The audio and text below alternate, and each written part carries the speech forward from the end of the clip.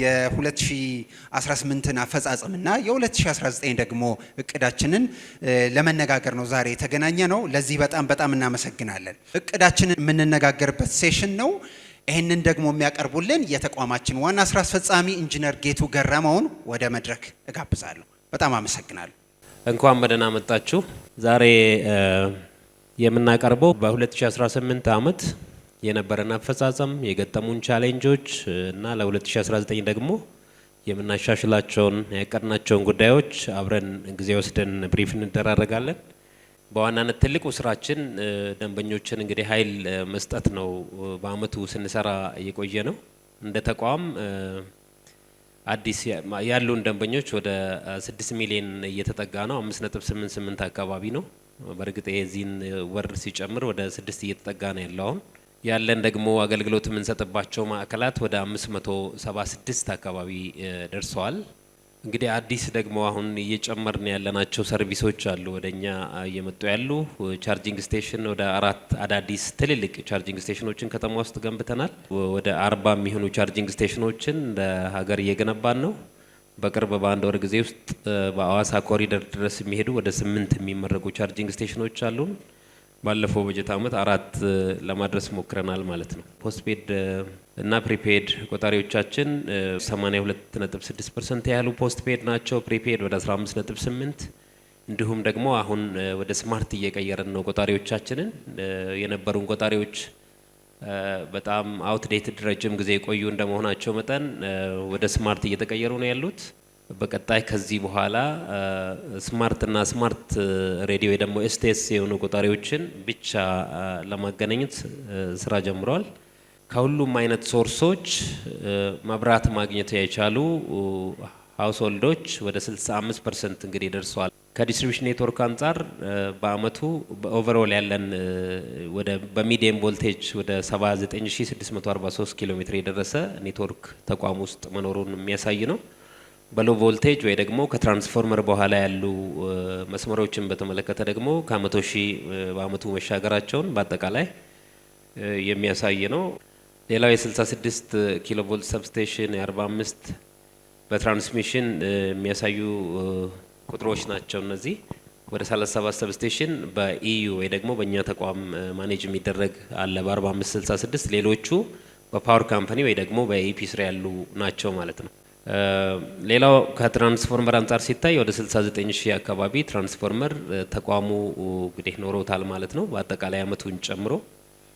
ስለዚህ አክሰስ በተለያየ አይነት ክራይቴሪያ ሲታይ ከህዝብ አንጻር ከፖፑሌሽን አንጻር ሲታይ 67% ያለው አክሰስ የተዳረሰበት መሆኑን፣ ከኮኔክቲቪቲ ወይ ደግሞ ከኦን ግሪድ እና ከኦፍ ግሪድ ያገኙ ደንበኞችን ስናይ ደግሞ 44% ያህል እንደሆነ ዳታው ያሳያል። ሌላው ደግሞ በቀበሌ ወይ ደግሞ በቀበሌ ሲታይ ያለን ቀበሌ እንዳገር ወደ 25650 አካባቢ እንደሆነ ነው ዳታው የሚያሳየው። ከ8500 በላይ 29 አካባቢ እንዳገናኘን ያሳያል ቁጥሩ። ከኦፍ ግሪድ ደግሞ 47 አካባቢ ያህል ኃይል እንዳገኙ፣ አሁንም በዲዝል እየተገለገሉ ያሉ አካባቢዎች ወደ 16 የሚሆኑ እንዳሉና እነዚህን ደግሞ መቀየር ወደዛ እንደሚያስፈልግ እንግዲህ የሚያሳይ ነው ማለት ነው። ቪዥንና ሚሽናችንን ትንሽ ሪቪዚት አድርገናል። ራሳችንን እንግዲህ በደንብ ከዘመኑም ከቴክኖሎጂውም ጋር ለማስኬድ ከዚህ በፊት የነበረን በ2030 እንግዲህ የኢትዮጵያን ኢኮኖሚ ኢነርጃይዝ ማድረግ የሚል ነው የነበረን። አሁን በ2035 እንግዲህ ግሮዙንና ትራንስፎርም የሚያደርግና ሪላያብል ሰስቴይነብል የሆነ ደንበኛን ፎከስ ያደረገ ኤሌክትሪክሲቲ ማዳረስ ወይ ደግሞ ሰርቭ ማድረግ ነው በ2035። ሚሽናችን ሴፍ ሪላያብል እና አፎርደብል የሆነ ሰርቪስ መስጠት የሚል ነው። ኮር ቫልዩስ አሉን። በአመቱ ከምን ጊዜም በጣም በትልቁ የበለጠ የደንበኛ ቁጥር ያገናኘንበት አመት ሆኖ ነው ያለፈው። ወደ 664505 ደንበኞችን ይሄ ተቋም በአመቱ ለማገናኘት ችሏል። ይሄ ቁጥር ማለት ትንሽ ቁጥር አይደለም። እንደ ተቋም ካለፉት አመታት ጋር ራሳችንን ስናወዳድር ካለፈው አመት ላይ ወደ 501000 አካባቢ ነው ያገናኘ ነው። ከዛ በፊት ሲቆይ ከዚህም ያነሰ ነው የነበረው። ይሄ ቁጥር ከአፍሪካ ትልቁ ቁጥር ነው ማለት ነው። ብዙ ደንበኛ በማገናኘት የኛ ተቋም በአመቱ ከአፍሪካ ትልቁን ቁጥር ይዞ ያጠናቀቀ ተቋም ነው። እንደ ዓለም ሲታይ ከቻይና እና ህንድ ካሉ ዩቲሊቲዎች ቀጥለው ከዓለምም ትልቅ ቁጥር ያለው ቆጣሪ ያገናኘው ይሄ ተቋም እንደሆነ ነው ማለት ነው። በትልቁ በአመቱ የከወነው ከኢነርጂ ሽያጭና በአጠቃላይ ሌሎች ገቢዎች ጋር ተያይዞ ሰፊ ስራ የተሰራበት አመት ነው የነበረው። 118.9 ቢሊዮን ብር ለመሰብሰብ ተችሏል ማለት ነው። በአመቱ ተቋሙ ለመሰብሰብ የቻለው ይሄን ያለው ከእቅዳችን አንጻር 102.6 አፈጻጸም ነበረን ማለት ነው። ይሄ እንግዲህ ኢነርጂን ይጨምራል። ሌሎች ገቢዎችም ከደንበኞች የሚሰበሰቡ የካኒ ኮኔክሽን ወይ ደግሞ ከአዲስ ደንበኛ ማገናኘት ጋር የተያያዙ ኮሌክሽኖችን ጭምር የሚጨምር ነው ማለት ነው። ይሄን ሁላ ስንሰራ በአመቱ ደግሞ ከታክስና ከዲቲ ጋር ተያይዞ ተቋሙ ኮንትሪቢዩት ያደረገው ለሀገር ወደ 12.39 ቢሊዮን ያህል ለታክስና ከዲቲ ጋር ተያይዞ ኮንትሪቢዩት ያደረገው ነው ማለት ነው። ይሄ ሀገር ውስጥ ያሉ ትልልቅ ተቋማት ቶፕ 10 ወይ ደግሞ ቶፕ 10 ውስጥ ያሉ 8ኛ ይመስለኛል የኛ ተቋም ውስጥ ነው የነበረው። አምና ከነበረው ይሄም በጣም በእድገት በጣም ትልቅ ነው። 7.9 አካባቢ ነው ላስት ይር ላይ ነበር ነው። ስለዚህ በጣም ሲግኒፊካንት የሆነ እድገት አሳይቷል ማለት ነው። ታክስ ላይም ያለው ኮንትሪቢዩሽን ከደንበኛ ማገናኘት አንጻር ያለፉትን አመታት ከ2015 ጀምሮ ስናይ 2015 ላይ ወደ 350561 ያህል ደንበኞችን ነው ማገናኘት የተቻለው። 21% ያህል ግሮዝ ኖሮት 2016 ላይ ወደ 426290 ማገናኘት ተቻለ። አሁንም 17.7% ያህል ግሮዝ ኖሮት ወይ እድገት ኖሮት 2017 ላይ 501588 ያህል ደንበኞችን ማገናኘት ተችሎ ነበር። በ2018 32.5% ያህል እድገት ኖሮት 664505 ያህል አዳዲስ ደንበኞችን መጨመር ተችሏል ማለት ነው። ይሄ እንግዲህ የሚያሳየው ከአቅዳችን አንጻር ስቲል አሁንም ይቀረናል። ከ800 አንጻር ሲታይ ጋፕ አለው። ግን ደግሞ ከነበረን ታሪክ አንጻር ካለፉት አመታት አንጻር ሲታይ ተቋሙ ትልቅ ፕሮግሬስ ያመጣበት ያሳየበት ነው። ከዚህ ከአዲስ ደንበኛን ከማገናኘት ጋር የመክፈል አቅም ውስንነት ስላለ በዱቤ በ24 ወራት ለመስጠት የሚቻልበትን ስርዓት ለመፍጠር ተሞክሯል። ብዙ ቆጣሪ ማገናኘት የተቻለው ከ116000 በላይ ቆጣሪ ማገናኘት የቻልነው በዛ ምክንያት ነው። በቀጣይ በጀት አመትም በተመሳሳይ ሁኔታ እንደሚያድግ ይጠበቃል ማለት ነው። ከገጠር ከተማ ማስፋፊያ ጋር ያቀድነው ወደ 225 ከተሞችን ማገናኘት ነበር የታሰበው። በአመቱ ወደ 205 ያህል ከተሞች ወይ የገጠር ከተሞች ተገናኝተዋል። 91.1% ያህል አፈጻጸም ነው እንግዲህ የነበረን። ከኔትወርክ ኤክስፓንሽን ጋር ተያይዞ አቅደን የነበረው ወደ 19760 ኪሎ ሜትር ያህል ኤክስፓንድ ማድረግ ነው። ያሳካ ነው። በአመቱ ወደ 13269 ኪሎ ሜትር ያህል ነው። ይሄ ከነበሩን ኬፒአይዎች አፈጻጸማችን ሲታይ ዝቅ ያለው ነው። ይሄ የሚሆንበት ምክንያት እንግዲህ በአመት ከኮንክሪት ፖል ጋር ተያይዞ የነበረን ሾርቴጅ ለዛ ዳርጎናል። 2019 ላይ ይሄን ለመፍታት በትልቁ እየተሰራ ነው ያለው። ያረጁ መስመሮችን ከማሻሻል ከማሳደግ ጋር ተያይዞ ከታቀደው 5351 ኪሎ ሜትር 4892 ያህል ኪሎ ሜትሮቹን ሪሃብሊቴት ለማድረግ ተችሏል። ይሄም ወደ 91.4% ያህል አፈጻጸም ነው የነበረው። ሌላው ትልቅ ስራ የተሰራው እንግዲህ ይሄን ሁላ ስራ ስንሰራ ወደ 8834 የሚሆኑ አዳዲስ ትራንስፎርመሮችን ለመትከል የተቻለበት አመት ነው። ከኃይል አንጻር ሲታይ ደግሞ ወደ 1621 ያህል ሜጋዋት ኔትወርካችን ላይ ካፓሲቲ ወይ ደግሞ አቅም የመጨመር ስራ በአመቱ ተሰርተዋል ማለት ነው። ከታርጌት አንጻር ሲታይ የትራንስፎርመር ከ6586 አካባቢ ነው የታሰበው። ከዛ በላይ ነው ማገናኘት የተቻለው። ከ134% በላይ ታርጌቱን አቺቭ ከማድረግ ያለፈ ነው። ሌላው ከፕሮጀክት ከኢንቨስትመንት አንጻር በአመቱ የሰራ ናቸው። አንዱ እዚህ አዲስ አበባ ፌስ 4 ወይ ደግሞ አዴሌ ኦንግሪድ የሚባል ፕሮጀክት አንዱ ትልቁ ፕሮጀክት ነው። ወደ 55 ሚሊዮን ዶላር እየተሰራ ያለ ፕሮጀክት ነው። አዲስ አበባ ያልተነኩ ወይ ደግሞ ሪሃቢሊቴት ያልተደረጉ ትልልቅ የዲስትሪቢዩሽን መስመሮችን በዚህ አፕግሬድ እየተደረገ ነው ያለው። ወደ 61.12% ያህል ደርሷል አፈጻጸሙ።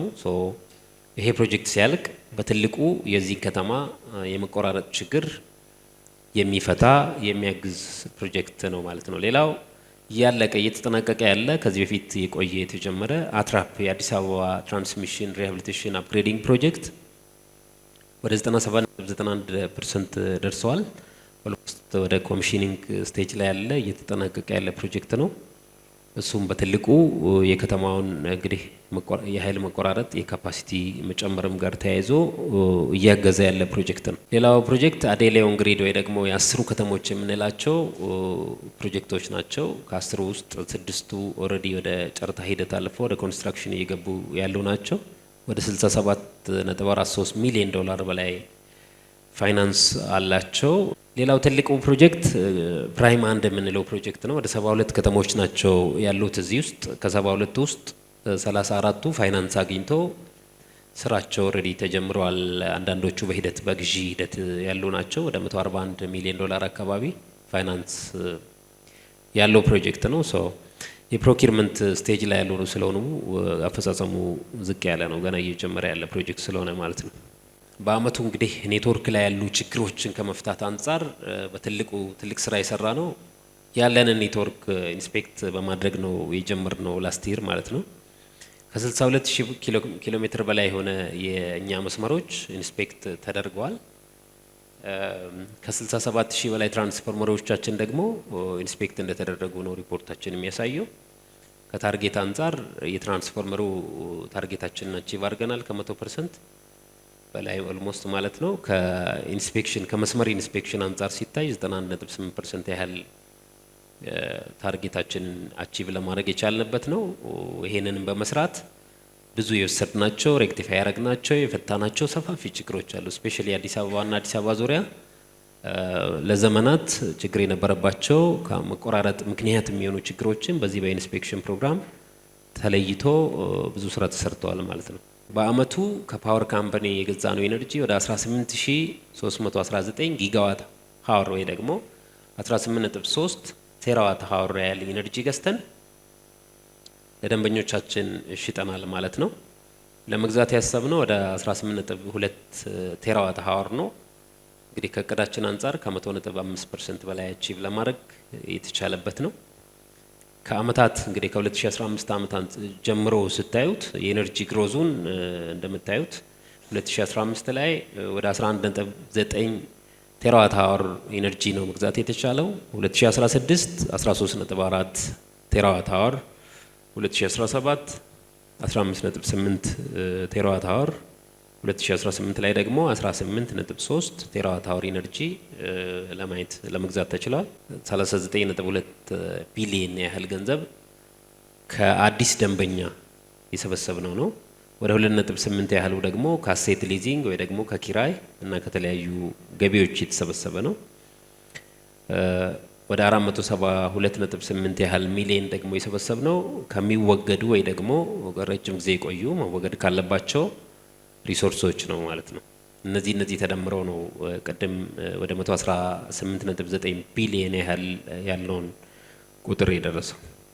ለኦፕሬሽን ቅድም ሰፋፊ የጠቀስኳቸውን ችግሮች ለመለየት እነዛን ሁላ ቆጣሪዎች ለማገናኘት ኔትወርኩ ላይ ኢንቨስት ያደረግነውን ገንዘብ ጨምሮ ወደ 68 ቢሊዮን ያህል ለኦፕሬሽን ብቻ ወጪ እንዳደረግን ነው የሚያሳየው። ትልቅ ገንዘብ ያወጣ ነው ኢንፍራስትራክቸር ወይ ደግሞ እቃ ግዢና ለሜንቴናንስ ወደ 55.2 ቢሊዮን ያህል አውጥተናል። ሌላው ለፓወር ካምፓኒ ኃይል የገዛንበት ወደ 48.4 ቢሊዮን ያህል ወጪ ተደርገዋል። ከሰበሰብነው 118.9 ቢሊዮን በበለጠ ሁኔታ ኦቨርኦል እኛ ያወጣ ነው በአመቱ 133.6 ቢሊዮን ነው። ልዩነቱን እንግዲህ 10 ምናምን ቢሊዮን ያህል ተቋሙ በአመቱ ከሰራው ከሰበሰበው ከቶታል ገንዘብ በተጨማሪ ከራሱ ካዝና አውጥቶ ኔትወርኩ ላይ ኢንቨስት እያደረገ መሆኑን የሚያሳይ ነው ማለት ነው። የመቆራረጥ ድግግሞሹ ከነበረበት 322 ወደ 313 ፕሮግረስ አድርገዋል ማለት ነው። የመቀነስ ነገር አሳይተዋል። በሰራ ነው የኢንስፔክሽን እና የአፕግሬዲንግ ስራዎች ፕሮግረስ ያየንበት ነው። 2017 ወደ 517 ያህል ጊዜ ነው ሲቆራረጥ የነበረው አንድ ፊደር ማለት ነው ፐር ከስተመር ፐር ይር ስናይ። አሁን ግን ወደ 313 የመምጣት 313 ጊዜ የመምጣት ነገር ነው የምናየው። ይሄም ቁጥር ትልቅ ነው፣ ግን ይሄ እንዲወርድ በትልቁ ብዙ ቢሊዮኖችን ኢንቨስት ማድረግ ይጠይቀናል ማለት ነው። ደንበኞች አገልግሎት ኤፊሽንሲ አንጻር ሲታይ ያቀደም የጠቀስኩትን ከ664 ሺህ በላይ ደንበኞች ስናስተናግድ እንግዲህ ታርጌት አድርገን የነበረው አዲስ ደንበኛ ለማገናኘት ከ10 ቀን በታች ስታንዳርድ ተቀምጦለታል። በዛ ጊዜ ውስጥ የተገናኙት ከ664505 ደንበኞች ውስጥ 95.9% ያህሉ በተቀመጠው ስታንዳርድ ወይ ደግሞ በተቀመጠው የ10 ቀን ጊዜ ውስጥ የተገናኙ እንደነበሩ እና በዚህ ረገድ ደግሞ ትልቅ መሻሻል እንዳሳየን በአመቱ የሚያሳይ ነው። ሌላው በአመቱ የነበሩን ቅሬታ በአንድ የኛ ስታንዳርድ በአንድ ቀን መፍታት ነው። የቀረቡ ቅሬታዎችን ከመፍታት አንጻር 93.2% ያህሉ በአንድ ቀን ለመፍታት ወይ አድርስ ለማድረግ ተችሏል። ከታርጌት አንጻርም ሲታይ የተሻለ ነገር እንዳለ የሚያሳይ ነው። ካለፉት ከ2017 አንጻር ትልቅ ለውጥ ነው ያመጣ ነው። 75.8% ያህል መሻሻል ታይቷል። 20 ቤት ነው የነበረው ማለት ነው። ከዲጂታል አንጻር ሲታይ ኦልሞስት ወደ 95.3% ያህሉን ዲጂታሊ ነው የተሰበሰቡት በተለያየ ዲጂታል አማራጮች በቴሌብር፣ በኮሜርሻል እንግዲህ ሲቢኢ እና ሌሎች አማራጮች ኢንተርኔት ባንኪንግ ጨምሮ የተሰበሰበ ገንዘብ ነው።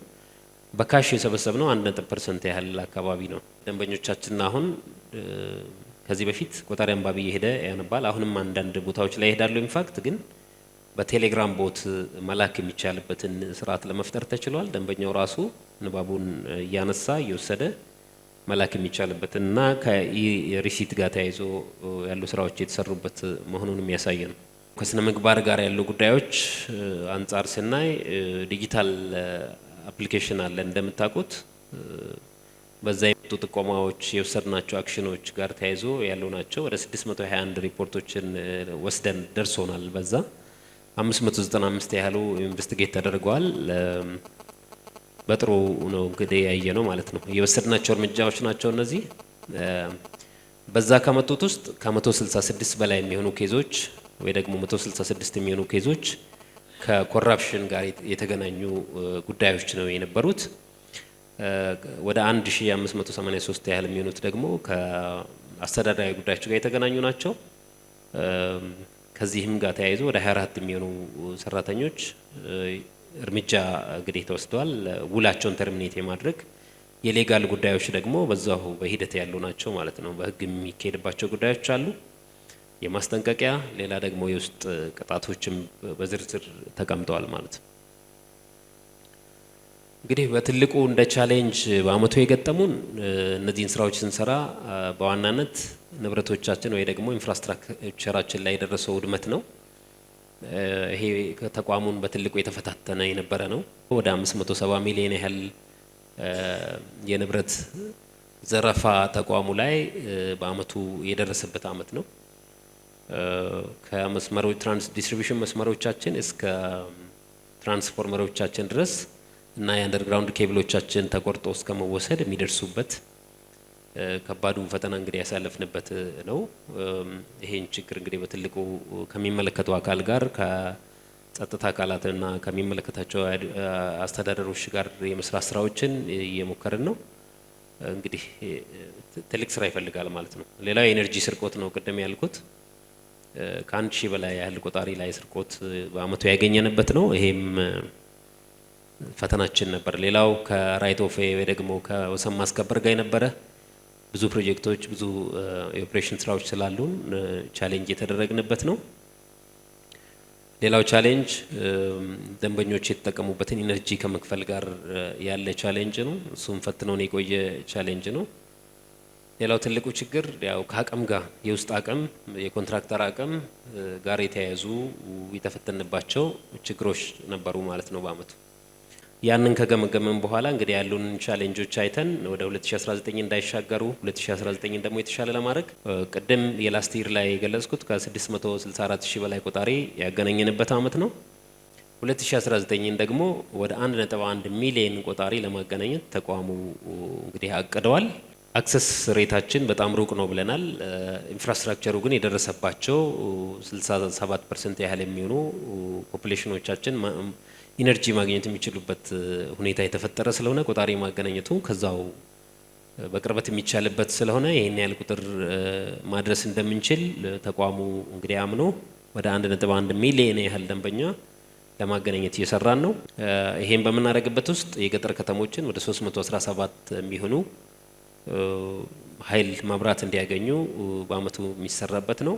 ከኔትወርክ አንጻር ወደ 12549 ያህል ኪሎ ሜትር ኔትወርክ ማስፋፋት ስራ እንደምንሰራ ነው እንግዲህ በ2019 የታቀደው። ኢነርጂ ቅድም ወደ 18000 ጊጋዋት አወር ነው ከፓወር ገዝተናል ያልኳችሁ። 2019 ላይ ያቀድነው ወደ 21331 ጊጋዋት አወር ወይ ደግሞ 21.3 ቴራዋት አወር ኢነርጂ ለመግዛት ታቅዷል ማለት ነው። ከኢንፍራስትራክቸር ማስፋፋያ እና ሪሃቢሊቴሽን አንጻር ሲታይ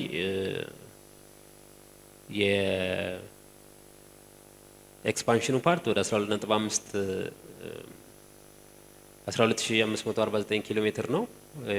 ሪሃቢሊቴሽኑ ደግሞ ወደ 3480 ኪሎ ሜትር ነው የተያዘው። በትራንስፎርመር ወደ 10000 ያህል ትራንስፎርመር በአመቱ የመጨመር ኔትወርክ ውስጥ የመጨመር ነው የታሰበው። እነዚህን ደንበኞች ስናገናኝ የምናመጣው ወይ ደግሞ ዲማንድ የሚያደርገው ኃይል ወደ 1893 ሜጋዋት ኃይል ከፓወር ካምፓኒ ወይ ደግሞ ከኢፒ ኤክስፔክት የሚደረግም ነው ማለት ነው። እነሱም ይሄን ለማድረስ ሰብስቴሽኖችን ማሳደግ፣ ትራንስሚሽን ላይን ላይ ኢንቨስት ማድረግ በትልቁ ይጠይቃል። ሶ ይሄንን እቅድ እነሱም ወስደው ያው አብሮ በቅንጅት የሚሰራበት ነው ማለት ነው። ኢንፍራስትራክቸር ላይ ኢንቨስት ስናደርግ በትልቁ የምንቀንሰው ነገር የኃይል መቆራረጥ ቆይታና ጊዜውን ከነበር ዘንድሮ ከደረስንበት ለምሳሌ ቆይታ ድግግሞሹን ከ313 ወደ 222 እንግዲህ ለማውረድ ታርጌት ተደርጓል። የቆይታውን ደግሞ ከ229 ወደ 167 ለማውረድ እቅድ ተይዟል። ይሄን ለማድረግ ብዙ ቢሊየንስ ኢንቨስት ማድረግ ይፈልጋል እንዳልኩት ቅድም። ሶ እቅዳችን እንግዲህ ይሄን ወደዚህ ማምጣት ነው። ከሎስ ጋር እንግዲህ ተያይዞ እና ከሜትር ምርመራ ጋር ተያይዞ ከፍ ያሉ የኢንዱስትሪ ደንበኞቻችንን የኮሜርሻል እና የሬዚደንሻል የምንላቸውን ደንበኞቻችንን ኦልሞስት ሙሉ ለሙሉ መርምረን ኮሬክቲቭ አክሽን የመውሰድ የመኖሪያ ቤት ቆጣሪ ደግሞ እንደምታውቁት ብዙ ስለሆነ 50% ያህሉን አድረስ ለማድረግ በ2019 እቅድ ይዘናል። ሌላው ይሄ ተቋም እንግዲህ አሁን እንደ አዲስ እየሰራ እየመጣ ያለበት ኬፒአይ ኢሞቢሊቲ ወይ ደግሞ የቻርጂንግ ኢንፍራስትራክቸር 30 ያህል አምና ከታቀዱ እና ከተጀመሩት ውጪ በዚህ አመት የመጨመር እቅድ ተጨማሪ ይዘናል ማለት ነው። አመሰግናለሁ። እናመሰግናለን። በጣም ጥያቄና መልስ ነው የሚኖረን። መልሰን ኢንጂነር ጌቱን ወደ መድረክ ጋብዛለሁ።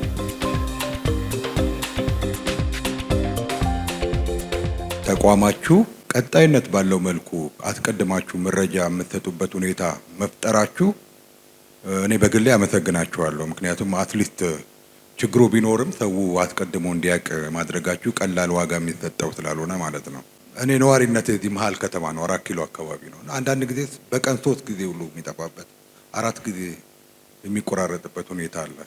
ሰዓቶቹን ስናይ ደግሞ አንዳንዴ አይደለም እንደውም በብዛት ጠዋት ላይ አሁን ልጆቻችንን ምክንያቱም አሁን ላይፍ ስታይሉም ተለውጧል። አሁን የከተማው በኤሌክትሪክ ነው የምናበስለውና ጠዋት ላይ ልጆች በሚሸኙበት ሰዓት ላይ ይጠፋል በቃ መብራትና ይገርመኛል እኔ አንዳንድ ጊዜ ማለት ነውና እንደዚህ አይነት ድግግሞሹን በትክክል ታውቁታላችሁ ወይ?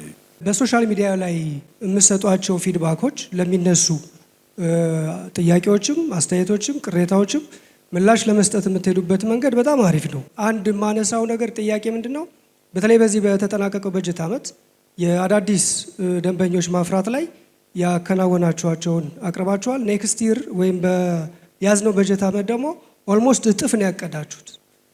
የማስፈጸም አቅማችሁ ምን ደረጃ ቢያድግ ነው በዚህ ደረጃ እጥፍ የሚያሳቅድ የማስፈጸም አቅም ገንብታችኋል ወይ ወይስ በቀጣይ እየተገነባ መሄድም አቅም አለ ወይ የሚል ጥያቄ ነው።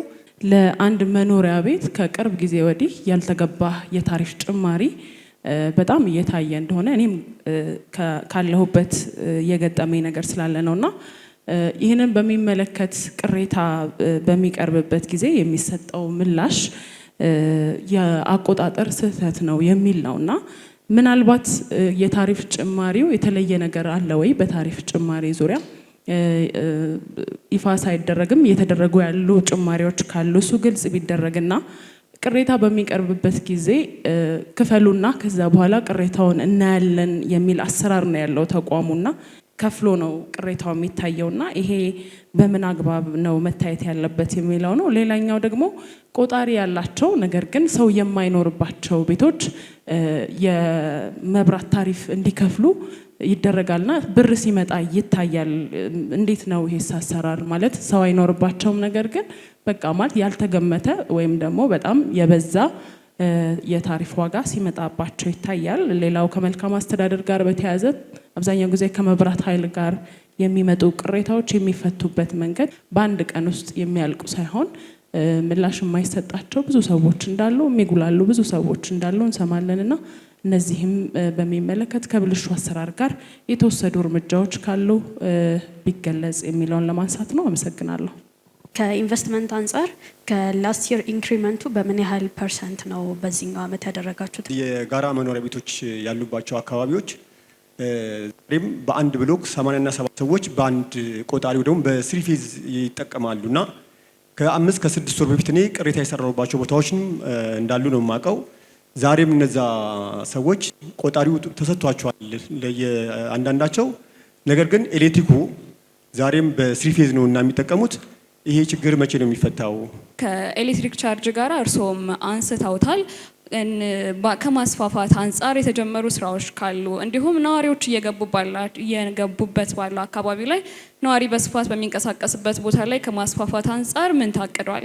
እስካሁን ድረስ እንግዲህ 5.8 ጠቅላላ 5.8 ሚሊዮን ደንበኞች ማለት ትንሽ ያስቸግራልና እንዴት ከዚህ ሁሉ የኢትዮጵያ ሕዝብ ሌላኛው የመልካም አስተዳደር ችግር ነው። መቼም ይሄ ለእርስዎ ግልጽ ነው ብዬ አስባለሁ። እንዴት ለመፍታት ታስቧል?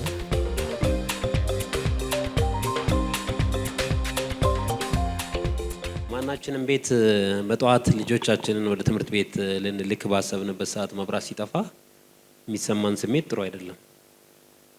ያን ኤክስፒሪየንስ መቀየር፣ ያንን መጥፎ ስሜት መለወጥ በጣም እንደ ተቋም አስፈላጊ ነው ብለንም ደግሞ አምነን ሰፋፊ ስራ እየሰራን ነው ብያለሁ። በራስ አቅምም ከውጭ በምናገኘው ፋይናንስ እና ደግሞ ፕሪቬንቲቭ እና ፕሪዲክቲቭ የሆኑ ስራዎችን በመስራት መቀየር ያስፈልጋል። እኛ ጋር ብቻም ሳይሆን ደግሞ ከኋላ ያለው ባክቦን ኢንፍራስትራክቸር ከማመንጫ እስከ ሰብስቴሽን ድረስ እና እኛ እስኪደርስ ድረስ ሰፋፊ ስራዎችን መስራት ይጠይቃል። የአዲስ አበባን አካባቢ ብቻ ብናይ ፓወር ካምፓኒ በሰፊው ብዙ ኢንቨስትመንት ሊሰራባቸው የሚያስፈልጉ የሚገቡ የሞሉ ሰብስቴሽኖች ብዙ ናቸው ያሉት። ያ እንደ ሀገር በጣም ብዙ ፋይናንስ ብዙ ስራ ይፈልጋል። እነሱም ሰፋፊ ስራዎችን እየሰሩ ነው ያሉት።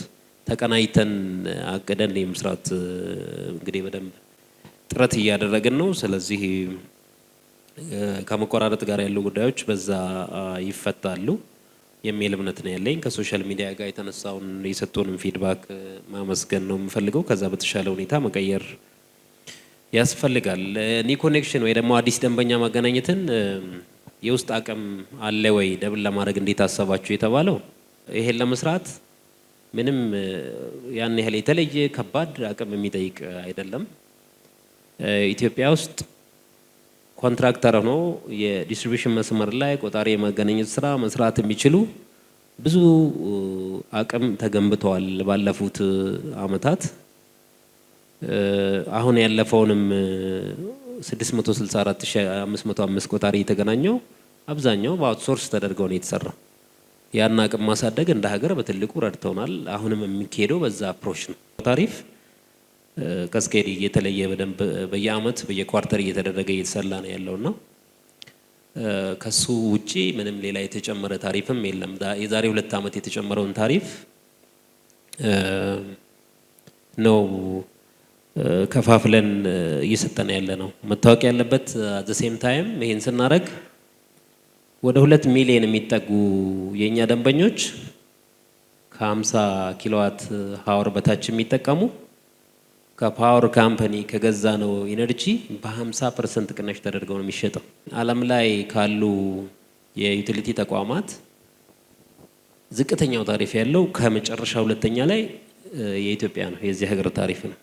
ከማመንጫ ጀምሮ እስከ መኖሪያ ቤታችን ድረስ የሚደርሰውን ኢነርጂ ለማድረስ ትራንስፎርመሩ፣ ኮፐሩ፣ አሉሚኒየሙ፣ ትራንስሚሽኑ፣ ሰብስቴሽኑ የእያንዳንዱ እቃ የሚገዛው ከውጭ ነው። በዶላር ነው ያን የምንገዛው። ያንን ገዝተን አምጥተን ነው ኢነርጂ የምናመነጨው። ካመነጨንበት እና ከምንሸጥበት አንጻር ሲታይ በትልቅ ሎስ በትልቅ ኪሳራ ነው ሰርቪስ እየተሰጠ ያለው የሚለውን መገንዘብ አለበት ማለት ነው። የሚዲያ አካሉ ህብረተሰቡ ከአቅም በላይ የሆነ ንባብ ይዞ መጡ፣ ባዶ ቤት ብዙ ብር እያስከፈሉን የተባሉ ጉዳዮች አይከሰትም ለማለት አልደፍርም። ይከሰታል። እንዳልኳችሁ ያሉን ቆጣሪዎች ስማርት አይደሉም፣ በብዛት አሮጌ ቆጣሪዎች ናቸው። እሱን ወደ ስማርት ለመቀየር ነው ተቋሙ እየሰራ ያለው። እንደሱ ሲሆን ቆጣሪ አንባቢም አይመጣም፣ ሪሞትሊ ነው ሁሉን ነገር መውሰድ የምንችለው። ስለዚህ ንባብ ላይ ስህተቶች ይፈጠራሉ። ኪ የሚያደርጉ ወይ ደግሞ ንባብ የሚያስገቡ ሰዎች ሊሳሳቱ ይችላሉ። ያንን ተከታትሎ የኛ የማርኬቲንግና ሽያጭ እንዲሁም ደንበኞች አገልግሎት በቅርበት እየሰሩ እየፈቱ እንደሆነ እኔም በቅርበት ያለው ክፍተቶች ስህተቶች ይኖራሉ። ሲኖሩ ግን ማረም ላይ እንግዲህ ፈጥነን እንሰራለን ብዬ ማንሳት እፈልጋለሁ። የተዘጉ ቤቶች ቢል ለምን ይመጣላቸዋል? ለምን ይጠይቃሉ? መጠየቅ አለባቸው። አትሊስት የቆጣሪ ኪራይ መክፈል አለባቸው። ኢነርጂ ኮንሰምፕሽናቸው ዜሮ እንኳን ቢሆን የቆጣሪ ኪራይ የሚባል አለ። ለሲንግል ፌዝ፣ ለስሪ ፌዝ፣ ለኮሜርሻል ተብሎ የሚቀመጥና እነዛን ጉዳዮች መክፈል አለባቸው። ከዛ ያለፈ ኢነርጂ እንግዲህ በስተት የመጣ ካለ እሱን እያዩ ያረሙ መሄድ አስፈላጊ ነው ማለት ነው። አብዛኛውን ሰርቪሳችንን በሲስተም ለመፍታት ወደ ዲጂታል ስርዓት የማምጣት ስራ እየተሰራ ነው ያለው። እንደሱ ካላረግን ያጠፉ ሰዎችን ብቻ እየቀጡ በመሄድ ለውጥ አይመጣም እዚህ ተቋም ውስጥ። ያን ተቋሙ ስለሚያምን ሰርቪሶቹን አገልግሎቶቹን ወደ ዲጂታል ስርዓት ካለንም የሀገር እንግዲህ ዲጂታል 2030 አንጻር ራሳችንን አላይን አድርገን ስትራቴጂዎቻችንን እያየን ብዙ ነገር እየቀየርን ያለ ነው።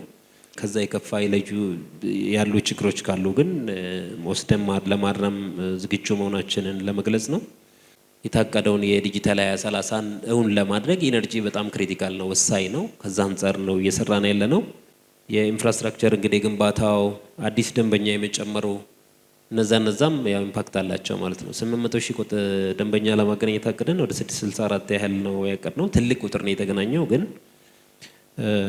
እነሱም ኮሌክሽናችን እንግዲህ ያሰብነውን ያህል እንዳይሆን የሚያደርጉ ናቸው ማለት ነው።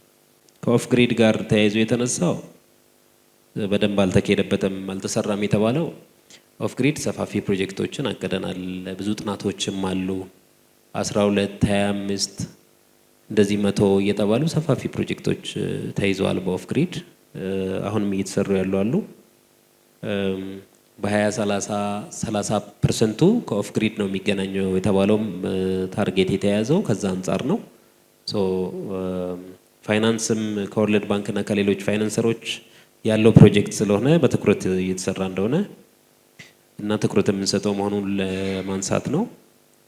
ከመቆራረጥ ጋር ተያይዞ 3-4 ጊዜ ይቆራረጣል ዴይሊ። ታውቁታላችሁ ወይ የተባለው በደንብ ነው የምናውቀው። መቆራረጥ አለ። ኦፍ ኮርስ ኢንቨስት ያልተደረገበት ብዙ ፋይናንስ የሚፈልግ ኔትወርክ ነው ይዘን ያለ ነው። ለዛም ነው ይሄን ያህል ገንዘብ ኢንቨስት እያደረግን ያለ ነው። መቆራረጦቹን ግን እንዳልከው ለፐብሊክ ወይ ደግሞ ለህብረተሰቡ ማሳወቅ በጣም ተገቢ ነው። ካቀድነው ፕላን ካረግነው ሰዓት ውጪ እንዳይሆንም ተጠንቅቆ መስራት ያስፈልጋል። በዚህ አመት አንዱ ያሻሻልነው ያሉን መቆራረጦችን በሶሻል ሚዲያም በሜንስትሪም ሚዲያዎችም ፐብሊኩ እንዲያውቅ ሰፋፊ ስራዎች የኛ ቲሞች እየሰሩ ነው ያሉት።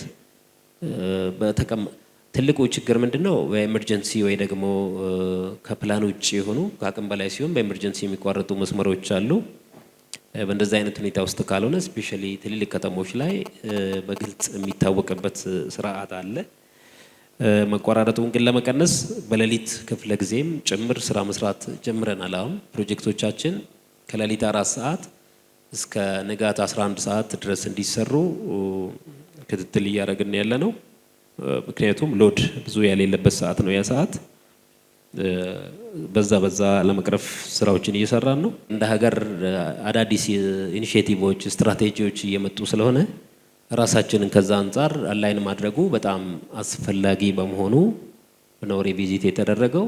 የ2030 እንግዲህ ከዚህ በፊት የታቀደውንም ታርጌት ለመድረስ ትንሽ ከባድ በመሆኑ ካለውም ፋይናንስ ካለውም ጫና አንጻር እንግዲህ የኮምፓክት ፕሮግራምም አለ እንደምታውቁት ሰብሳሃራ 300 ሚሊዮን በ2030 2035 ቅድም ሳነሳ የነበረው ፕሮግራም እነዛም አሉ።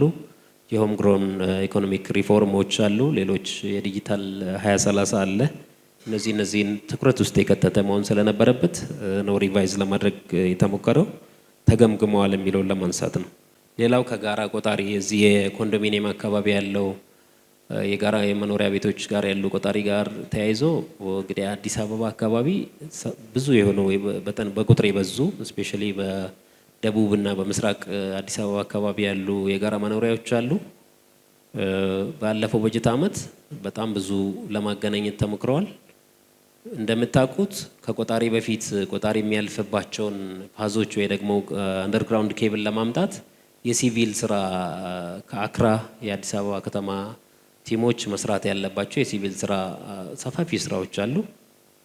በእርግጥ እንደ ቲም ነው አብረን የምንሰራው፣ መገፋፋት የለም። የኛም ቲሞች ተቀናጅተው እየሰሩ ነው ከነሱ ጋር። እነሱ መጨረስ ያለባቸው ስራዎች ስለነበሩ መሄድ አልተቻለም። አሁን ግን እነሱም ወርደው እነዛን ችግሮች እየቀረፉ የሚዲየም ቮልቴጅ የአንደርግራውንድ ኬብሉም እየተዘረጋ እኛም የኮምፓክት የትራንስፎርመር የማስቀመጡ ስራዎች እየሰራን ነው ያለነው። በተቻለ መጠን በዚህ በፈርስት ኳርተር የመጀመሪያ እንግዲህ የዚህ 2019 ሩብ ዓመት ብዙዎቹን ለማጠናቀቅ እቅድ አለ። ከከተማ አስተዳደሩም ጋር በቅርበት እየሰራን እንደሆነ ለመግለጽ እፈልጋለሁ። ሌላው በጣም የተነሳ ወሳኝ ጥያቄ ለ130-40 ሚሊዮን ህዝብ 6 ሚሊዮን የማይሞላ የደንበኛ ቁጥር ምን ሆኖ የተባለው ጥያቄ በጣም ተገቢ ትክክለኛ ጥያቄ ነው። እንግዲህ ኢትዮጵያ ውስጥ አንድ ቤት ውስጥ አንድ አባወራ ሃውስሆልድ ማለት ነው 4.5 እስከ 5 ሰው ይኖራል በአቬሬጅ ተብሎ ይገመታል። እንደሱ ካሰብን ከ25 እስከ 30 ሚሊዮን አባወራ ኢትዮጵያ ውስጥ ይኖራል ማለት ነው። ለዛም ነው የአክሰስ ጋፑን ቅድም ለማሳየት የሞከርኩትና በ70 ዓመት የተገናኘው የቆጣሪ ቁጥር ይሄን ያለው። አሁን ግን እያቀርን ያለ ነው በሚሊዮኖች ነው። ይሄንን ወደ ኋላ የቀረ ቁጥር ወደፊት ለመውሰድ በትልቁ እየሰራን ያልኩት ለዛ ነውና በመጪው እንግዲህ 10 ዓመት ውስጥ ከ10 ሚሊዮን በላይ ቆጣሪዎችን ለመውሰድ ወደፊት ለመሄድ መሰራት ይኖርበታል። ሀገር ውስጥ ቆጣሪዎች እንዲመረቱ ብዙ ስራዎችን እየሰራን ያለ ነው። ኢንዱስትሪ ፓርኮች ውስጥ እየገቡ ትልልቅ በውጭ ያሉ አቅም ያላቸው ቆጣሪ ላይ የሚሰሩ ተቋማት ወደ ሀገር ውስጥ መጥተው ኢንቨስት እንዲያደርጉ መንግስትም እኛም ሰፋፊ ስራዎችን እየሰራን ነው።